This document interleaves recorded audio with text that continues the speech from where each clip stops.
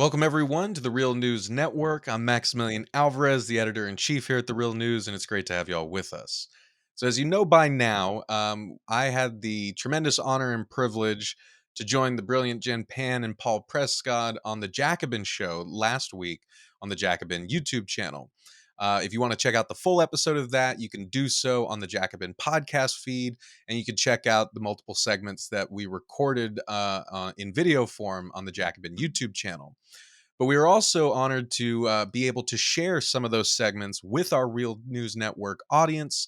Earlier this week, we shared the segment that I recorded on Ronald Reagan breaking the air traffic controllers strike in 1981. We also published Jen Pan's brilliant report on care workers and the future of care work and its position in the American labor movement. And we are also excited today to be sharing with y'all another segment that was produced for the Jacobin Show with Labor Paul himself, Paul Prescod. Paul, thank you so much for joining me, man. So great to be here. All right, man. So we got to dig in a little bit to the work that you and Jen are doing over there at the Jacobin Show in the introduction that we recorded for my segment on the Patco strike. But I wanted to ask if this is the first video that folks are seeing out of this series that we're publishing on the Real News Network YouTube channel. If you could give folks like a little quick and dirty introduction to yourself and to the Jacobin Show. Yeah, so Paul Prescott, I'm the other co-host of the Jacobin Show with Jen Pan. And, I think for me, I try to focus a lot on labor. That is why they call me Labor Paul. Although Max, you're kind of competing for the Labor Max title as well. But yeah, I mean, the show in general, we try to bring a socialist perspective to issues of class, race, and everything. And I think we really want to inject that dynamic of, not just talking about the labor movement, but bringing the real life and blood perspective of it. And so we try to bring on workers, union leaders, union activists onto the show to kind of get an idea of what's really going on out there. And I myself am a public school teacher and proud member of my union as well. Oh yeah. Well, as I've said before, I can't recommend highly enough that y'all check out the Jacobin Show. Jen and Paul are doing really great work there, and I imagine that if you are a subscriber to our channel, you'll really dig the work that they're doing over there. And by way of demonstrating that, as I mentioned, we're about to show you the segment that Paul recorded, which I thought was a really brilliant and important segment about kind of the current state of the industrial working class in the United States, which we often talk about as like this sort of relic of the past, right? And we assume that in fact a lot of these, the narratives about deindustrialization almost come with this kind of presupposition that industrial workers have somehow just sort of disappeared. And you really kind of challenge that narrative in your segment. So I wanted to ask if you could kind of give viewers a bit of an introduction of what you wanted to focus on in this segment and why you thought it was such an important kind of question to tackle. Yeah, I mean, this question gets at the heart of like, what is the structure of our economy today? And I think we have to have some kind of understanding of that if we're going to organize in that economy, change that economy. And so I think particularly, manufacturing is becoming a very salient political issue in many different ways. I think in one way, it almost gets at the identity of this country. A certain standard of living was achieved by so many people in this country based on relatively well-paying manufacturing jobs. And whether people agree with this or not, I think that there's also this kind of pride that came with, we make things in this country. You often hear that today. We don't make anything anymore. Being a major economic player. So I think it's almost causing an identity crisis in a few ways. Of course, that was a major theme during Donald Trump's election, right? And I always used to say I encourage people on the left to watch full Trump rallies, and because you would really get a sense of what he was talking about. Yes, there was racism. Yes, there was xenophobia, but a lot of oxygen was actually taken up by talking about bringing jobs back. So this has been a dominant thing on the right. They are exploiting it, but also on the left, kind of what you alluded to. This kind of causes like an identity crisis on the left. Where that Marx said it was supposed to be industrial working class that was going to be the agent of change. So if they're gone, what do we do? So I think this is a really important question to get at. And what I try to drive home is that yes, offshoring of jobs is absolutely real. There's no denying that. But I think we're kind of missing the bigger picture of how our economy is being reshaped. So I think a lot of times people want to think that we're living in a totally new era, something unprecedented is happening, and this calls for a totally new solution. And I think, yes, in some ways, every area is unique, including our own. But if we're talking about shitty, precarious jobs, that really has just always been what capitalism has been. And this is kind of going to be the default mode if there's not some sort of organized response from the working class. And so, it shouldn't be taken as a given that, we are in a service economy and that's it. But one of the fastest growing sectors, and I think the data backs this up as I go into, is logistics. And so I think it's enough to just say, thinking about UPS and Amazon alone, what force they are in our economy. Imagine the impact if there was a strike in any one of those sectors. I think that in itself will get you thinking about, that is a huge sector in our economy that is still growing. And, they are part of manufacturing. Yes, they don't actually make the product, but they are moving it. The product cannot be sold and actually many times can't be made because they're also moving parts of the product. So I think this is really the new industrial working class that's, kind of grown up before our very eyes. And so they're out there. Some of them are organized, like UPS workers are in the Teamsters. Many of them, like Amazon and tons of warehouses out there, are not organized. So I think, this industrial working class is still there. And I think this is a nice dovetail with Jen's earlier segment about the fact that, yes, care work, of course, is also important and it's growing. But, in many of these same towns where they're claiming these manufacturing jobs are gone, if you actually look deeper, a lot of them are having warehouses move there that are just very low paid and non union. So I think the industrial working class is still there. It just looks different. It's shaped different than we're used to, but it doesn't mean it's not out there. Yeah, I think that's a really important point, right? I mean, as someone who used to work in warehouses, I recall recently, right, for the Real News Network, I was in Wisconsin, reporting in rural areas about kind of the struggle against big agriculture and the factory farming industry, right?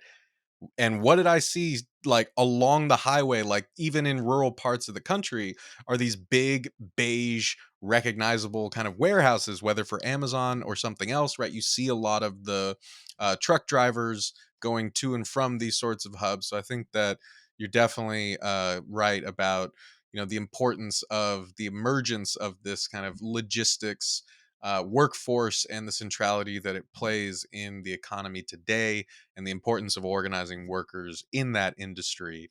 And without further ado, I'll let Labor Paul himself, kind of put it to y'all better than I ever could in this brilliant segment that he did for the episode that I got to collaborate on with Paul and Jen last week.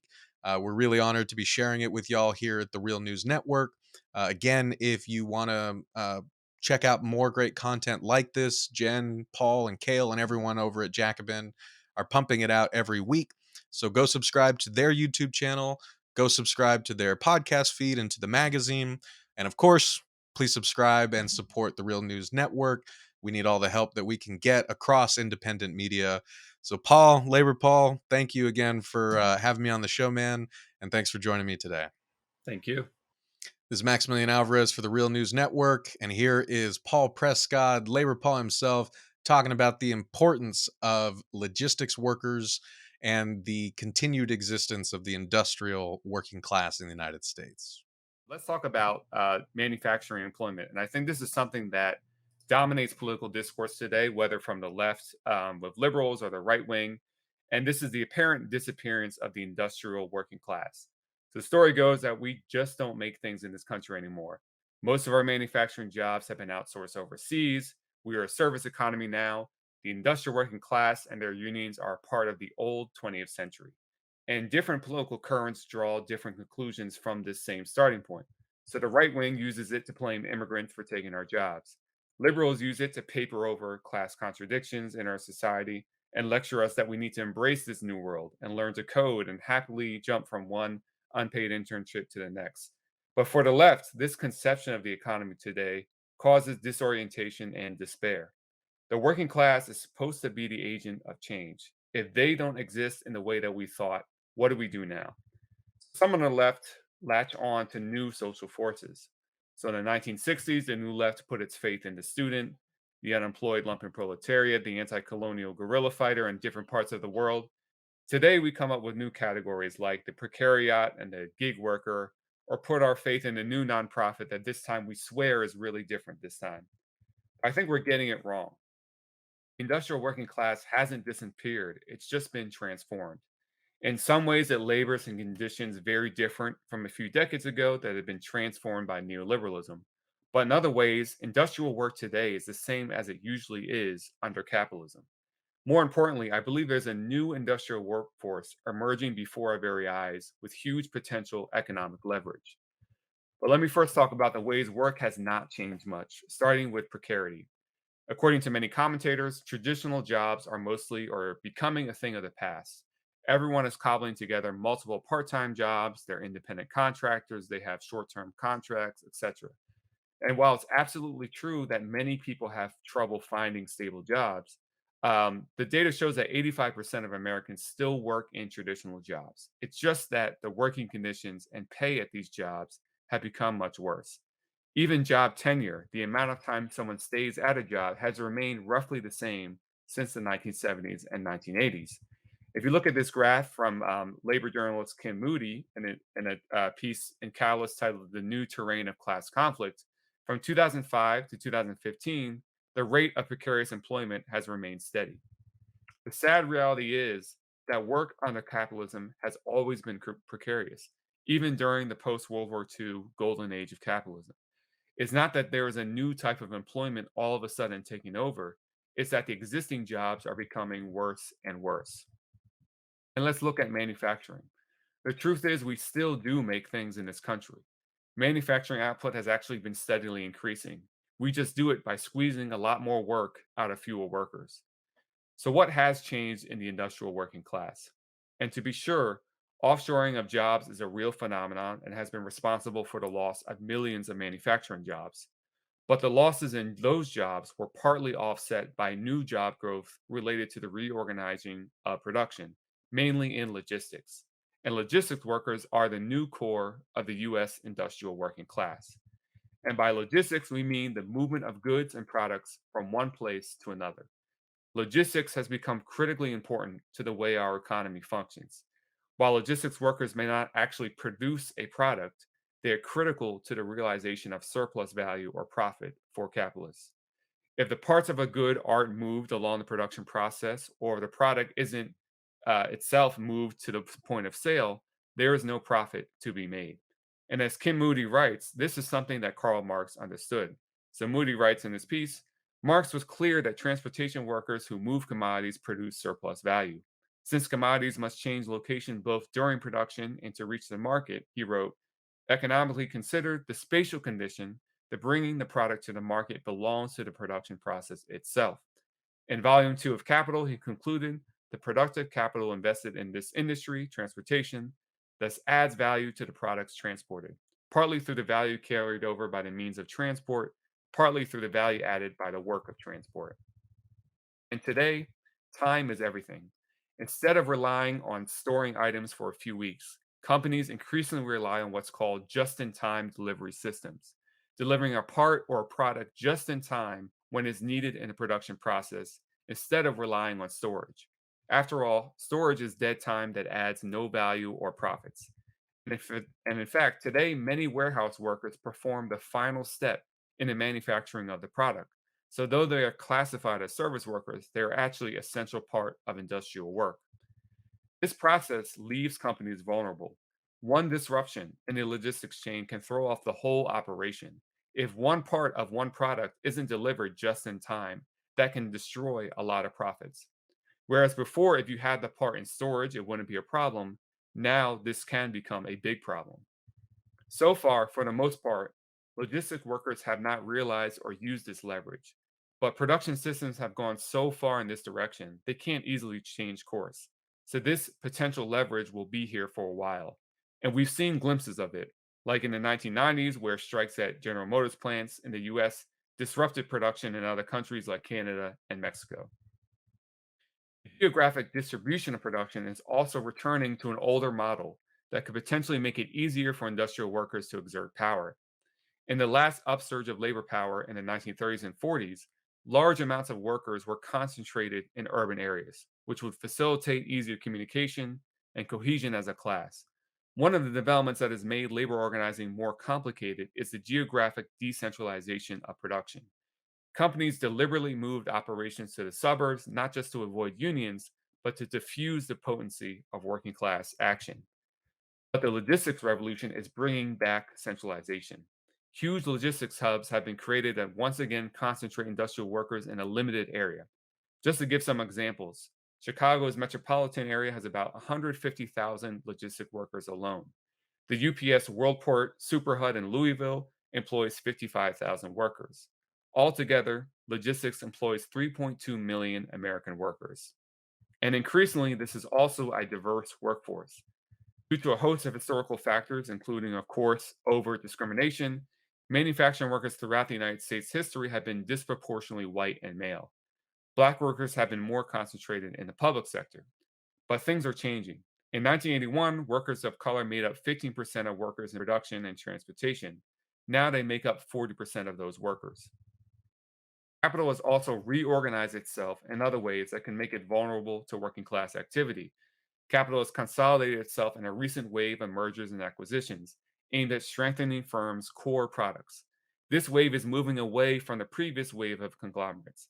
And the labor economist Charles Crapo wrote and explained why conglomerates favor employers over unions, saying, the conglomerate employer is, by definition, a multi industry enterprise.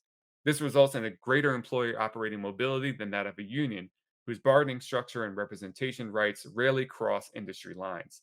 Greater financial leverage than that of a union, whose members depend on a single business operation for their livelihood, and greater administrative range than a union, whose decision making options are limited to a single plant or industry. These administrative, financial, and mobility advantages enable the conglomerate to frustrate the collective bargaining process and impair the bargaining strength of the unions. So if a conglomerate faces a strike in one industry, they can still make profit in another. But with this move away from conglomerates, firms are more vulnerable to strike action in a single industry. And we see examples of consolidation and centralization all around us. By 2011, four meatpacking companies controlled 75% of production. One rail freight carrier employs 80% of that workforce. Four airlines control 80% of air passenger traffic. And in telecommunications, four major players control 90% of the market. On the one hand, this creates powerful corporate juggernauts like we see with Amazon. But on the other hand, it identifies clearer organizing targets with clearer vulnerabilities. Capital is consolidating itself along the lines that it did before the great wave of organizing in labor in the 1930s. But we should remember that, in fact, manufacturing is still a big part of our economy. It has just shifted more to logistics instead of the actual making of a product. The reorganization of capital and of workers has created vulnerabilities for employers and opportunities for workers. But of course, this is just potential. It takes class struggle to realize this potential. And of course, we should keep a comprehensive picture of the working class. Sectors other than logistics are, of course, vitally important. In the last decade, we've seen the most organizing among education and healthcare workers. There is no one sector that will be a silver bullet or deserves all of our attention. But let's just not forget that production remains central to the operation of capitalism, even in the United States in 2021. Just because we haven't yet seen the full power of the current industrial working class doesn't mean that it does not exist. And Jen and Max, curious what your thoughts are on that. But the industrial working class lives just in a different form. Guess that's what I'll say. You heard it here first, folks. Keep your eye on logistics if you want to catch sight of the industrial working class. But in all seriousness, Paul, I think that was, as I was saying to you earlier, a pretty perfect complement to some of the themes that I was trying to get at. I think that when people are overly deterministic about, manufacturing is over, or like, I think one that we hear a lot actually is like there are no more, or like the working class is like no longer white men, which to some extent is true, but of course the working class still does encompass white men, and we're still concerned about those members of the working class as well. And as you point out, logistics, although it's kind of the new face of the industrial sector, is much more diverse as well. I think that this I just think that, that's really well said, that like the Mhm. industrial working class hasn't disappeared. It's just taken a new form in what we're calling logistics and other sectors as well. Yeah, I mean, my first thought is I got to talk to you guys more often because I'm having a blast. But I mean, like I thought both, Likewise. yeah, I Yeah, mean, this is like the labor coup show, you know? Yeah, labor exactly. It's coup, a we're new taking over. right. This is like the um, equivalent of Reagan and the traffic controllers. This is like Right. bad joke. Too soon. Still too soon, but anyway. too soon, right? Still too soon. No, I mean, just very grateful for the conversation. And really, I'm thinking a lot about both of the brilliant segments that y'all gave, and how they connect to one another. I guess the first thing that I would be remiss if I didn't say is I want to give a big shout out to our boy Joe Allen, who I know is worked with good Jacobin folks. I recently had Joe on Working People bonus episode to talk about the Teamsters convention Mhm. in June. But this is a point that Joe makes often, right? Is he says, like, look, UPS is the largest private sector unionized workforce in the country. And Mhm. yet we kind of pretend like they're just not there. Like when we talk about, who whither the working class, who's the working class, where's the next revolutionary kind of agent going to emerge. And I think that maybe that's like what listening to both of you has kind of made me think, right? Is there is, I think, a sort of not fatalism, that's not the right word I'm trying to think of it, but maybe a determinism, to use Mhm. Jen's word, right? Is that there's almost this kind of posture that we are forever put in when we think about what the working class is going to be, who is it going to be, how are we slash they going to finally rise up and take the control of the gears of this system and push us into the great beyond, so on and so forth. So it's again, it's a very kind of consumerist capitalist way of understanding it, right? We are ceding the territory of the future to the kind of elite institutions that are going to craft it for us. So we're in a Mhm. sense waiting for someone else to create the conditions that we need to build the world that we need now, right? But when in fact there are, workers everywhere. There are opportunities to organize everywhere. There are people in desperate need of overhauls in their own unions, right? Of building kind of worker power beyond, their individual workplace, of connecting with their neighbors in ways that they never had before, right? We're playing so far behind the eight ball, and yet we're still looking 10 yards ahead of us, like for Yeah. where we can seize on that opportunity. I'm like, look around you. I say this all the time on Working People. It's like no one has to do everything, but Right. everyone can do something, right? And I guarantee you, look to your left, look to your right. There's an opportunity there to build the kind of working class solidarity that it's going to take, no matter what the workforce looks like, if we are going to actually build that worker power, if workers are actually going to be the agents of the change that we need to see in this world. There's a whole hell of a lot of work that still needs to be done before we get from point A to point Z. But yet, and we can't just expect that the capitalist class is going to like magically create some class of workers who's going to be perfectly constructed to Yep. realize that change, to step into that role. It takes grassroots works. It takes connecting with one another. It takes being there for one another, having each other's back, right? And deprogramming all of that capitalist crap that so many of us still live with. Yeah, it's funny. Paul, you had mentioned in your segment briefly that a couple years ago, it seemed like everybody on the left was talking about the precariat, right? Or Right. suddenly everybody wanted to talk about gig workers, freelancers, temps, contractors. And, that is, of course, a very precarious employment situation to be in. As we saw with, California's Prop 22, the passage of Prop 22, employers would love nothing better than to have, just huge disposable reserve army of temp workers or of, precarious workers or of gig workers at their disposal. But something that you had pointed out was that rates of precarious work in the US actually haven't risen that much. And I remember I once went to a talk a couple years ago by, I think he's a sociologist named Arnie Kalleberg, and he studies rates of precarious work in Europe and in the US. And something that he pointed out, which I'll never forget, is he was like, I think one reason why rates of precarious work in the US are actually not as high as they are in Europe is because we have at will employment in the US, which basically makes everybody a de facto precarious worker. I mean, when you can be fired at the drop of a hat for any reason or for no reason whatsoever, even if you got the like W-2 form or whatever, like you're basically a hair away from being a precarious. I mean, that is in and of itself a precarious situation. So just wanted to throw that out there too.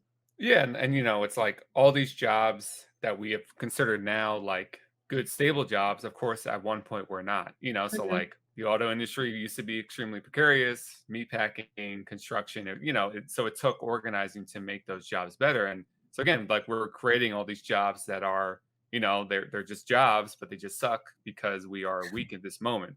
Um, yeah, and I think, I mean, just what Max mentioned about UPS, I think that's something to keep our eye on because I mentioned this earlier, but the last great successful national strike, private sector strike in this country was the UPS strike of '97. That happened where a reform movement, the Teamsters, came to national power. And very soon in the National Teamsters Union, there's going to be an election where there is a reform slate running for power, and that's going to set up 2023 contract negotiations with UPS. So really something to keep our eye on. That could be a major, major flashpoint. And I think, I hesitate to draw direct analogies, but I think some similar things could be happening to like the previous period just before the great wave of industrial unionism in the 1930s. I think it takes a lot of experimentation and failing, but also what I noticed has happened in what happened in the 30s was first workers were seeing the success, and that was a huge breaking down of a barrier. They're Yeah. like, wow, the auto workers did a sit down strike and they won. I'm in the rubber industry, but now I feel I can do the same. And I think if there is a successful confrontation with UPS in 2023, that could be a big signal to Amazon workers of like, we want that, we want to do that. Again, it may not The play out. opposite of the Patco strike.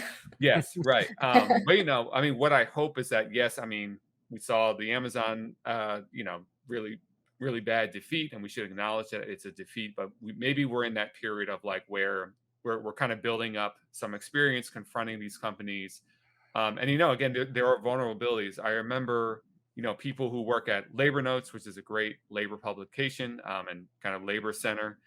They were writing about just in time back in the 90s, and Mhm. they said at the time, they were kind of surprised employers are doing this because it leaves them so vulnerable. Yeah. But again, so far, that hasn't been exploited yet, but it doesn't mean that it can't sometime in the future.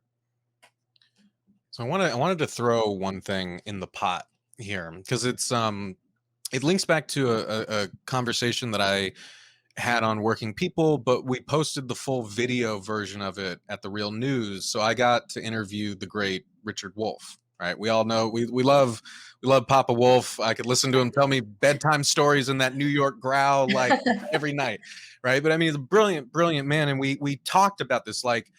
What is the working class going to be? How has the constitution of the working class changed since World War II? Who is in it, right? What kind of work are they doing? And it was a very enlightening kind of conversation for me. And I would add it as like a footnote to this conversation, right? Because I think that one of the things that I try to do on working people, and this is I haven't gotten a lot right, with the show from the beginning, but I think this was one of the things that I got right in the beginning, right? Before that, like in the beginning, my intros are like 20 minutes long. They were long winded. They were terrible. The episodes were like almost 3 hours long. So I got better at understanding what listeners would actually listen to as time wore on.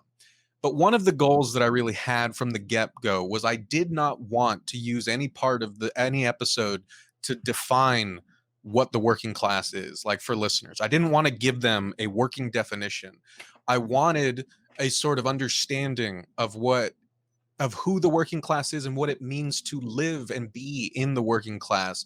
I wanted that definition to emerge out of all these different stories from individuals talking about their lives, talking about their experiences, both in and outside of work, right? Because I think there is also kind of deterministic trap that we can fall into when we think about the working class like solely in terms of the type of labor that we perform, right? Or the sort of arenas in which we perform that labor, right? And that leads to kind of a lot of this sort of definitional nitpicking, right? Where people are always pointing at each other like the Spider-Man meme saying like, you're not working class, you're not working class, you're professional managerial class, you're whatever. It's like, like, I don't know how much I can swear on this, but like All you you. want.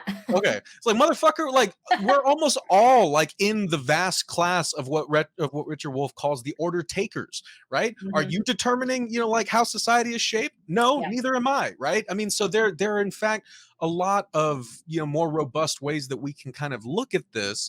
Obviously, there are going to be real and tangible and kind of hard to overcome differences between white collar workers, blue collar workers, care workers, loggers in Maine, right? It's not going to be easy. It was never going to be easy. If it was easy, Mhm. we would have done it already, right? I mean, like, but I think that one of the things that it would really behoove us to think about, right, is what precariousness, right, what working classness like means in terms of a mode of living, a way that we are allowed to exist in this world, the position that we have, in relationship to the levers of power that determine where the jobs are, like where government money goes, like how much of it is going to a 20-year war where we got our asses kicked, right? There's so many of those decisions that are made above our heads that direct the vast resources of our society that we have no say over. Right? That is part of what it means to be in the order taking class. It means Mhm. that you are not in charge, right? It means that you are not the one at the helm. Your needs are not the ones that are being prioritized when these decisions are being made, right?